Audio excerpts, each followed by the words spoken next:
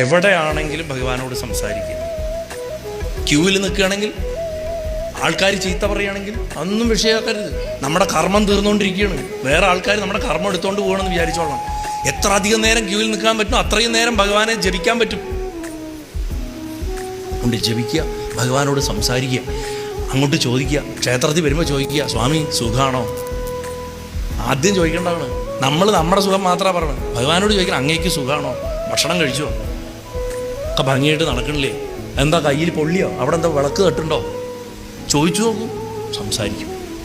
ഗുരുവായൂരപ്പൻ്റെ കണ്ണിൽ കരടുണ്ട് എന്ന് മേൽശാന്തിയുടെ അടുത്ത് പോയിട്ട് പറഞ്ഞു കൊടുത്ത ഭക്തനുണ്ട്. ഗുരുവായൂരപ്പൻ്റെ കണ്ണിൽ കരടുണ്ട് എന്ന് പണ്ടല്ല, ഇപ്പോൾ ഈ അടുത്ത കാലത്ത്. എനിക്കൊണ്ട് എഴിക്കോട് തിരുമേനിയായിട്ടാണ്, നമ്മുടെ ശബരിമല മേൽശാന്തി ആയിരുന്നല്ലോ അദ്ദേഹം. ഗുരുവായൂരപ്പൻ്റെ മേൽശാന്തി ആയിരിക്കുന്ന കാലത്താണ് എഴിക്കോട് കൃഷ്ണദാസ് അദ്ദേഹം പറഞ്ഞിട്ടുണ്ട് ഇത് എവിടെയോ. അല്ല, അങ്ങനെയുള്ള ഞാൻ പറഞ്ഞത്, ഭഗവാൻ നമ്മൾ സംവദിച്ചാൽ തിരിച്ച് സംവദിക്കും. അതുകൊണ്ട് ഭഗവാനോട് സംവദിക്കും.